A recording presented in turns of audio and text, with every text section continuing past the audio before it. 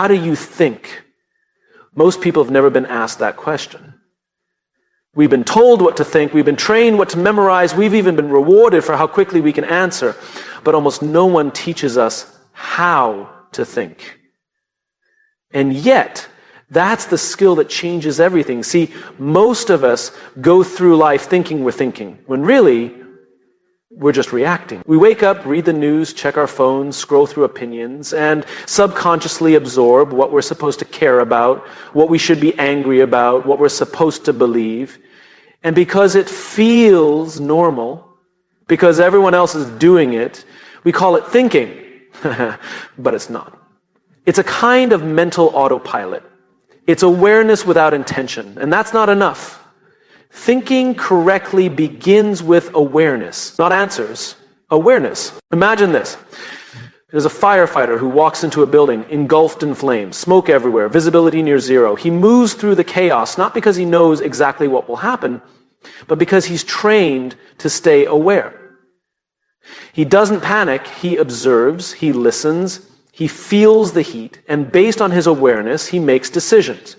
Good thinking doesn't start with certainty, it starts with presence. That's what correct thinking really is. The ability to pause, to see, to sense beyond just what's obvious. Awareness gives you the distance from your thoughts so you can actually question them. But here's the problem. Our culture doesn't reward awareness. It rewards reaction. The fastest reply wins, the loudest voice is heard. The one who posts first gets the likes. That's the environment we're trained in. So we live in a world where speed is mistaken for intelligence, and certainty is mistaken for clarity. But thinking correctly is not about being the first to speak. It's about being the last to revise. I once met a leader who built a wildly successful company. But when you spoke to him, you noticed something strange. He didn't respond right away. He waited. He would nod, pause, and even in the middle of a fast-paced meeting, he'd take a breath before saying anything. And when he did speak, it was always meaningful, always clear. I asked him once why he did that, and he said something I'll never forget. I never want to be the smartest person in the room. I just want to be the one who's paying the most attention. Think about that. The most attention. Awareness, not assumption. And it's that kind of awareness that separates great thinkers from clever talkers. Most of us are running around trying to win arguments, prove points, sound smart. And we miss the whole point of thinking, to understand. Not to be right, but to understand. And understanding takes humility. It takes slowing down. It takes the willingness to not jump to conclusions, even when the world is begging us to. When a problem shows up, how do you respond? Most people immediately ask, what do I do? But correct thinking starts with a different question. What am I not seeing? When we ask better questions, we get better outcomes. A friend of mine was leading a team that was struggling.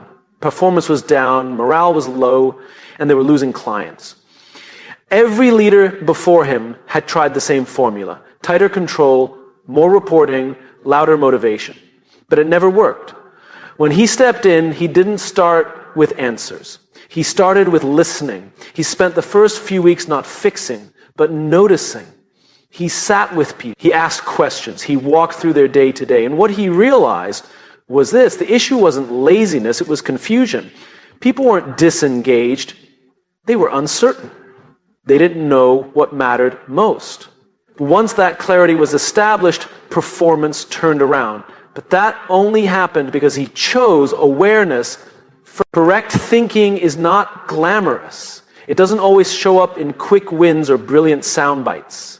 It's quiet, it's patient, it asks, why am I thinking this? Who told me this was true? What if the opposite is also worth considering? That's the mindset of a real thinker. Not someone looking for comfort, but someone searching for truth. And that doesn't mean living in analysis paralysis. It means learning to see your own lens. When we think we already know everything, we shut out the ability to learn. But when we become aware of how we form our opinions, how we make decisions, how we jump to conclusions, that's when we become powerful. Because now we're not just reacting to the world, we're engaging with it. Thoughtfully, intentionally. Awareness gives us back our power. It makes us less reactive to fear, less prone to emotional hijacks, less vulnerable to manipulation. And here's the key. The more aware we are, the more aligned we can be. And alignment is where great decisions come from, not just decisions that work, but decisions that matter.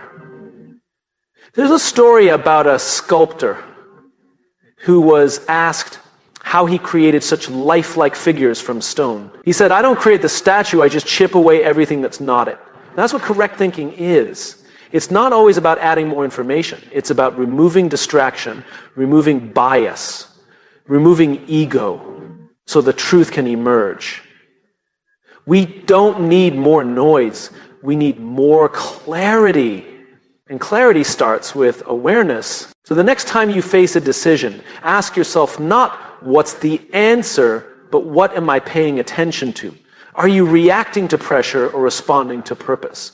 Are you repeating what you've heard or noticing what's actually true? Are you thinking to be right or to understand? The skill of thinking correctly won't show up on a resume, it won't trend on social media, but it will change how you lead, how you learn, it will shift your relationships, sharpen your decisions, and shape the future you build. Because when you train yourself to begin with awareness, everything changes. Not just what you think, but who you become.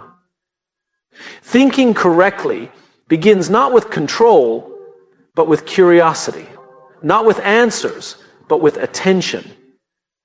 That's the one skill that changes everything. Two people can look at the same situation and see something completely different. One sees a dead end, the other sees a challenge. One sees a mistake, the other sees a lesson. The situation is the same, but the outcomes couldn't be more different. What makes the difference? Perspective.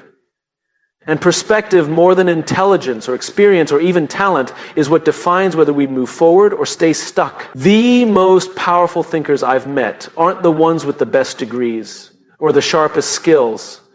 They are the ones who choose how they see. They don't wait for perfect circumstances to think clearly. They don't get trapped in what-ifs. They shape their thoughts by shaping their perspective. And that's not a gift. It's a discipline. You can't always choose your situation, but you can always choose how you interpret it. And that's where your power lives. Not in the facts themselves, but in the frame you place around them. I remember talking to a young entrepreneur whose business had just failed. He was devastated. He'd lost money, confidence, and more than a little hope. He told me, I guess I'm not cut out for this. I paused, then asked him a question. What if the point wasn't to win, but to learn what not to do next time? What if this wasn't a failure, but a first draft? He looked at me, confused. How is that supposed to help me?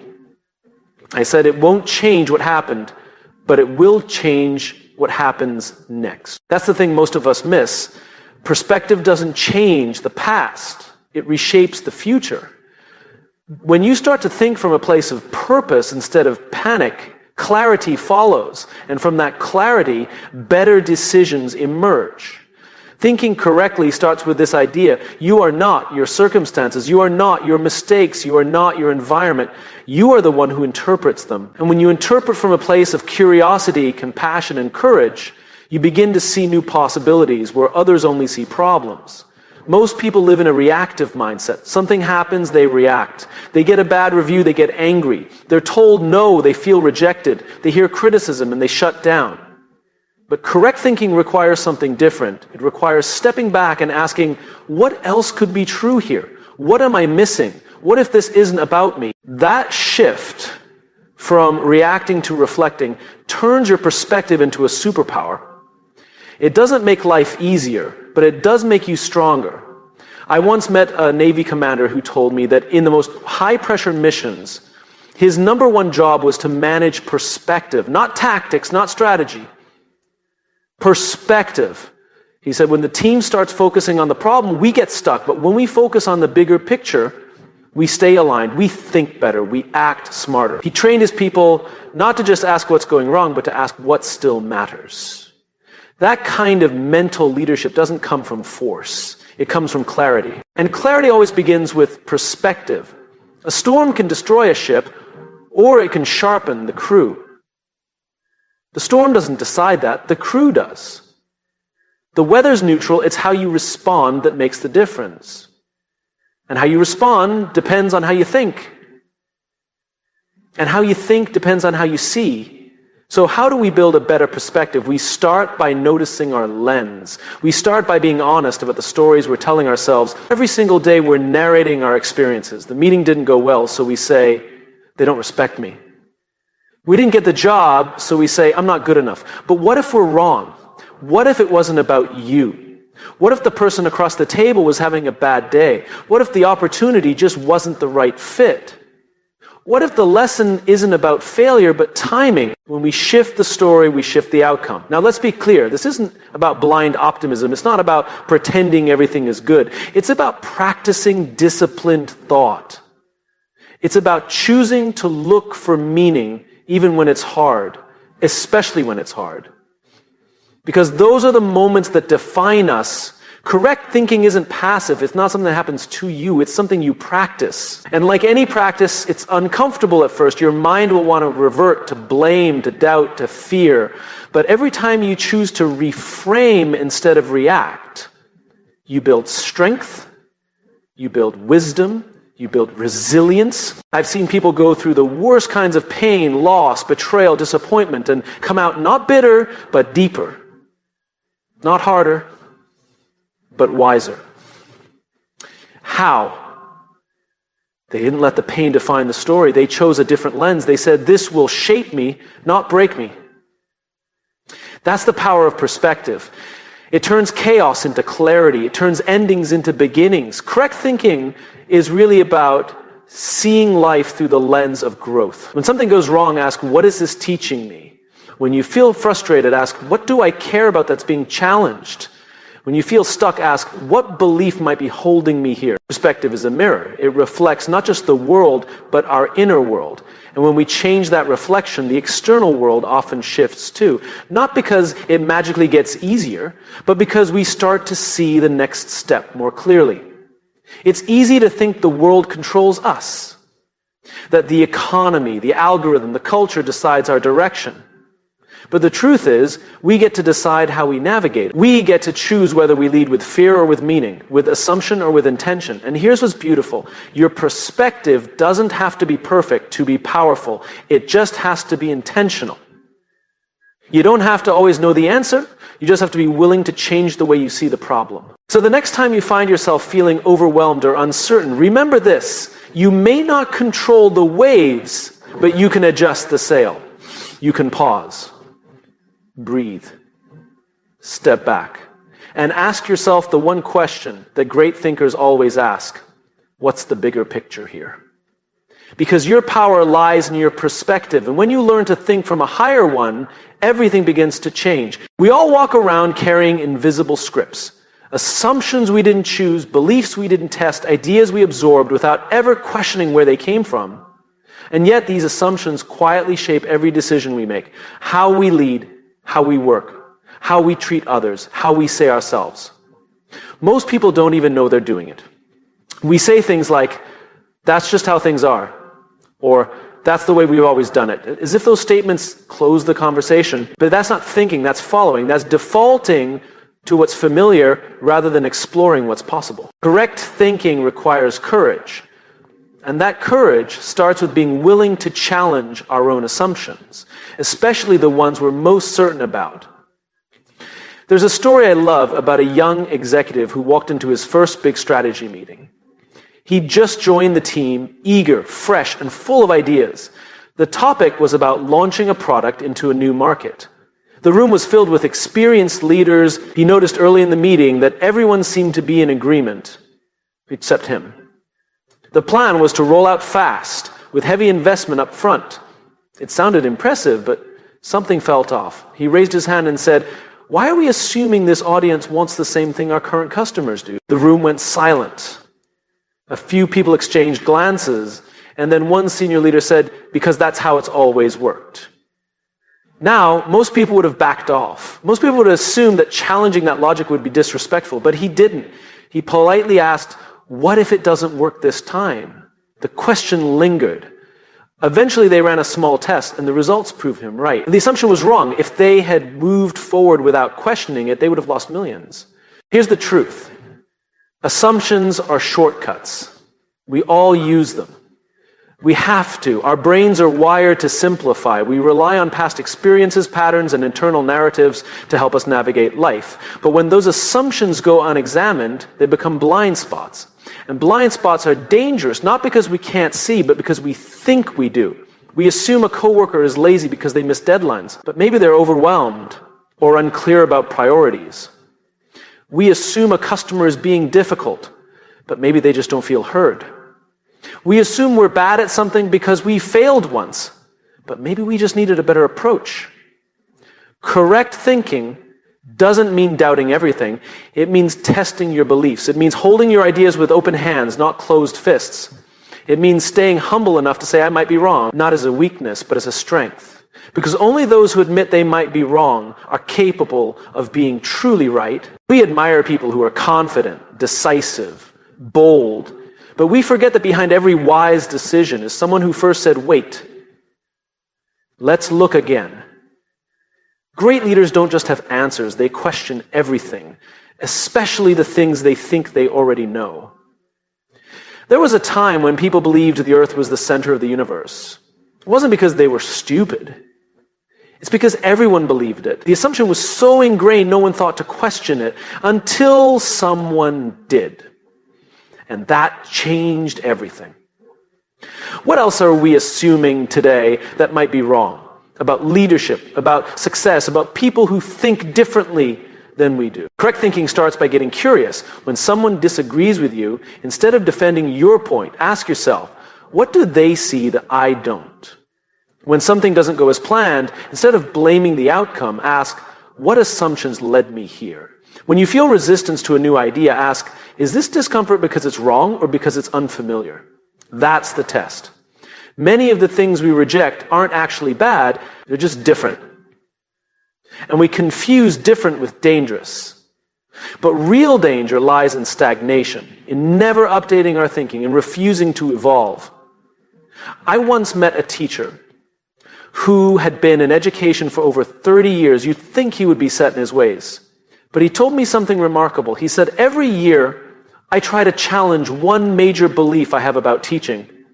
Not because I want to be wrong, but because I want to grow. That mindset didn't just make him a better educator, it made him a better human being. When we challenge assumptions, we unlock possibility. We see options we didn't know were there. We create room for innovation, for empathy, for insight. We stop operating on autopilot and start designing with intention. But here's the catch. Challenging assumptions is uncomfortable. It requires vulnerability. It means being willing to sit in the space of not knowing. And for many of us, that feels like weakness. But it's not. That discomfort is where growth lives. Think of it this way. A tree grows strongest not when it's comfortable, but when it's exposed to wind. The resistance builds depth. Same with our thinking. When we question what we've always believed, we're not losing ground, we're gaining depth. We live in a world obsessed with being right. But correct thinking isn't about being right, it's about getting it right. And that difference matters. Being right is ego. Getting it right is humility. It means we're willing to let go of ideas that no longer serve us so we can adopt ones that do. So the next time you find yourself clinging to a belief, ask yourself, where did this come from? Did I choose this? Did I test it? Or did I just absorb it? And if it turns out you've been wrong, celebrate that. Because every assumption you break is one less wall between you and the truth. Correct thinking doesn't live in what's comfortable. It lives in what's honest. And honesty begins with ourselves, with the courage to say, maybe I don't know. Maybe there's a better way, because the thinkers who change the world aren't the ones who know the most. They're the ones who are willing to unlearn. And that's the kind of thinking that changes everything. There's a story I heard once about a man planting a tree. It was a quiet afternoon, and he was carefully placing the sapling into the soil, pressing the earth down gently, watering it with steady hands. Someone walked by and asked him, "Why are you planting that? You'll never sit under its shade." The man smiled and said, "That's true, but someone will." That's the essence of long-term thinking. It's not about what you get today, it's about what you build over time. It's about showing up today not for applause, not for results, but for the sake of something bigger than yourself. Something that might take years or even a lifetime to bear fruit. But we don't live in a world that celebrates that kind of thinking. We live in a world that worships the now, instant results, fast answers, quick wins, one click, one swipe, one solution. And in that environment, thinking long-term feels slow, it feels risky, it feels inefficient. But here's the paradox. The people who make the biggest impact, the ones who admire, the ones who leave something behind, they're the ones who think years ahead and act with urgency today. That's the balance. That's what correct thinking looks like. Thinking long-term doesn't mean you wait around. It means you plant seeds with intention and tend to them with patience. And one of the biggest mistakes we make is confusing motion with progress. Just because you're busy doesn't mean you're building. Just because you're working hard doesn't mean you're working smart. When we don't have a long-term vision, our actions become scattered. We chase what's loudest instead of what's most meaningful. We trade direction for distraction, and before we know it, we're exhausted, but not fulfilled. So we have to ask ourselves, what am I actually building? Not just this week, not just this quarter, but over the next 5, 10, 20 years. Who am I becoming in the process? I met a woman once who worked in public health. She spent years developing community programs that most people never saw. Quiet work. Uncelebrated. But one day she told me something that stuck with me. If I do my job well, nothing bad happens. That's how I know I'm making a difference. Her impact wasn't in the headlines, it was in the lives she protected before anything went wrong. That's what long-term thinkers understand. Success isn't always visible, but it's always intentional. Correct thinking means living today with tomorrow in mind. It means asking, if I keep doing this every day, what will it lead to? Whether it's how you lead a team, raise a family, build a product, or shape a career, those small choices compound. The habits you reinforce, the relationships you nurture, the values you defend, they're all seeds. You may not see the results right away, but that doesn't mean they're not growing. There's a reason most people give up too soon. They expect the harvest in the same season they planted the seed, but growth doesn't work like that. It's invisible before it's undeniable. You don't see the roots, you don't see the depth being formed. All you see is silence. And in that silence, people quit. But correct thinkers know that silence is part of the process. That just because something isn't loud doesn't mean it's not working. They stay the course. They make decisions not based on how they feel in the moment, but based on the future they're committed to. I once worked with a leader who ran a small organization with big dreams. When others were focused on next month's numbers, he was planning for the next decade. Not with spreadsheets, but with values. He hired slowly, he trained thoroughly, he protected the culture, and yes, they lost a few opportunities along the way, they missed a few fast wins, but 10 years later, that organization didn't just survive, it became a standard others aspired to. Why? Because it was built on principles, not panic. And here's what's beautiful. Thinking long-term doesn't mean you stop acting today. In fact, it makes your actions sharper, more intentional. You don't just react to the day, you lead it. Every small act becomes part of a bigger picture. Every conversation, every habit, every decision is a brushstroke on the canvas of your future. But you have to keep showing up. You have to be okay with the fact that most days won't feel glamorous, that progress is often boring, that no one claps when you choose consistency over chaos. But over time, those quiet decisions stack up. They build trust, they build strength, they build legacy. It's not about perfection, it's about direction. We all want meaningful lives. We all want to leave something behind. But that doesn't happen by accident. It happens by design. And that design starts with thinking not just about what you want now, but what you want most. The person you want to become, the story you want to tell with your life. So ask yourself, if I keep thinking this way, if I keep acting this way, where will I be in 10 years? Will I be proud of the decisions I'm making today? Will the people around me be better for how I showed up? Correct thinking doesn't just chase what's urgent. It pursues what's essential. It says no to shortcuts, not because it's noble, but because it's smart. Because it knows the shortcut today becomes the setback tomorrow. It sees beyond the next sale, the next goal, the next applause, and locks onto something deeper. It commits to the process, not just because it works, but because it matters. And if you're wondering where to start, you don't have to have it all figured out. Just start by choosing to live today like it counts. Because it does. Every word, every step, every effort. It all adds up. Think long term. Act every day. That's how you build something that lasts. That's how you build something that matters. That's how you change everything. In a world that moves faster than ever, where speed is praised and hustle is a badge of honor, the idea of slowing down sounds almost irresponsible. We're told to move fast, respond faster, think on our feet, keep up or get left behind. It's become the rhythm of modern life, louder, quicker, busier. But the question we rarely ask is, what's the cost of all this speed? We rush to respond before we understand, because we jump to conclusions before we explore possibilities. We act before we align. And somewhere in that constant motion, we lose the very thing that makes thinking powerful. Clarity. We confuse movement with momentum. But they're not the same. True progress isn't about how quickly you move. It's about how deeply you think before you act.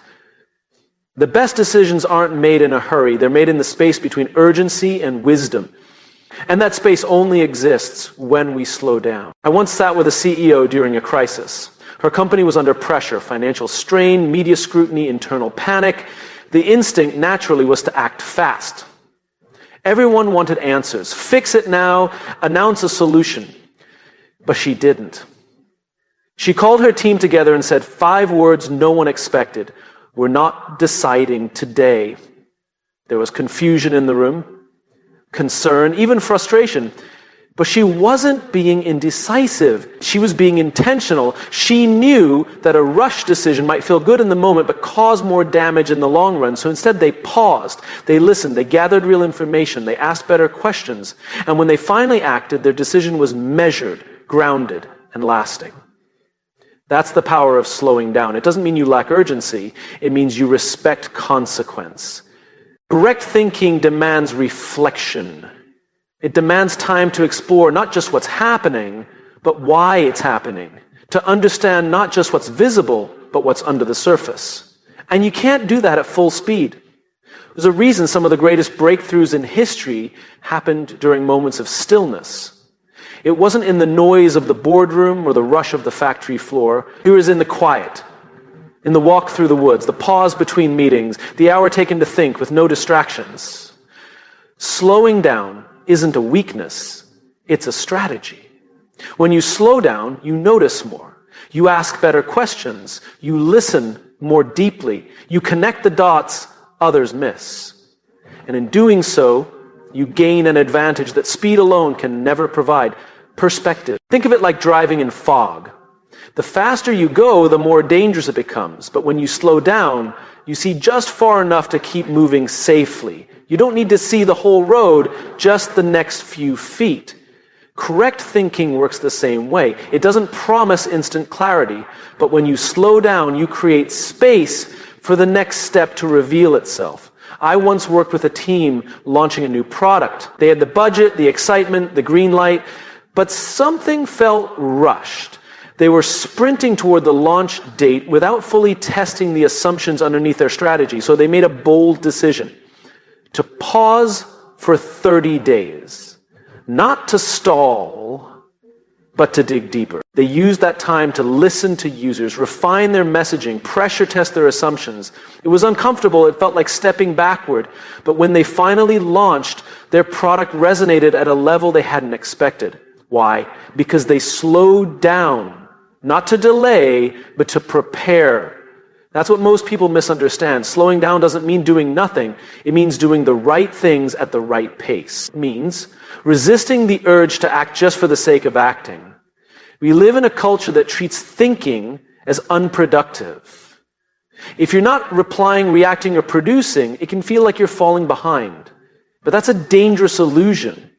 Some of the most effective leaders, the most innovative thinkers, are not the ones who always have their hands on the wheel. They're the ones who take the time to step back, look out the window, and ask, where are we really going? Because it's not just about moving fast, it's about moving in the right direction. Speed can be seductive. It makes us feel in control. It gives the illusion of progress. But speed without clarity leads to burnout, confusion, and misalignment. You can run faster than everyone else and still be running in the wrong direction. Correct thinking demands that we build in pauses, not as a luxury, but as a necessity. It means learning to say, let me think about that, even when everyone's looking for immediate answers. It means taking time to ask, what's the bigger picture, before jumping into solutions. It means trusting that reflection is not time lost, it's wisdom gained. The people who truly master their craft, whether they're artists, athletes, entrepreneurs, or leaders, aren't always the fastest movers. They're the most deliberate. They know that greatness is not built in haste, it's built in rhythm. And rhythm requires space between the notes. I once spoke with a firefighter who explained how the most experienced responders enter a burning building. Not by rushing in blindly, but by taking a moment to scan, assess, and breathe. That brief pause can mean the difference between chaos and control, between risk and readiness. It's no different in our daily lives. Whether we're making a major decision, leading a team, or navigating a challenge, those few seconds of thoughtful pause often lead to the most powerful outcomes. So how do we slow down in a world that never stops? We start small. Take 5 quiet minutes before your day begins, not to check your phone, but to check your thoughts. Step away from the noise when a decision feels rushed. Ask more questions before offering more opinions. Give yourself permission to wait, not forever, just long enough to make sure your next move isn't just fast, but wise. Correct thinking isn't about how quickly you can respond, it's about how deeply you understand what matters. Because in the end, slowing down isn't about being left behind, it's about making sure you're leading from the right place. So, slow down, to listen better, to think clearer, to choose wiser, because that's how you speed up, not just for a moment, but for the long road ahead, and that's how everything changes.